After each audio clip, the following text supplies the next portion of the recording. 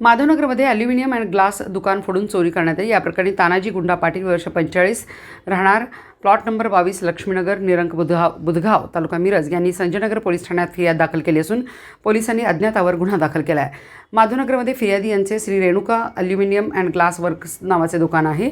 21 डिसेंबर रोजी रात्री 8:30 वाजण्याच्या सुमारास नेहमीप्रमाणे दुकान बंद करून निघून गेले असता फिर्यादी यांच्या दुकानाचा शटरचा पत्रा उचकटून दुकानात प्रवेश करून 9,000ची हॅमर मशीन्स 3 नग, 6,000ची ड्रिल मशीन्स 4 नग, 8,000ची अँडर मशीन्स 4 नग, 3,000चा मोबाईल आणि 10,000ची रोख रक्कम असा एकूण 36,000चा मुद्देमाल लंपास करण्यात आला आहे। 22 डिसेंबर रोजी सकाळी 8 वाजता फिर्यादी दुकानाकडे आले असता चोरीचा प्रकार उघड झाला। फिर्यादी यांनी या प्रकरणी संजयनगर पोलीस ठाण्यात फिर्याद दाखल केली। पोलिसांनी घटनास्थळी पंचनामा करून 2 साक्षीदार तपासले आणि 22 डिसेंबर रोजी दुपारी 2:45 वाजता अज्ञात चोरट्याविरोधात गुन्हा दाखल केला आहे। पोलीस पुढील तपास करत आहेत।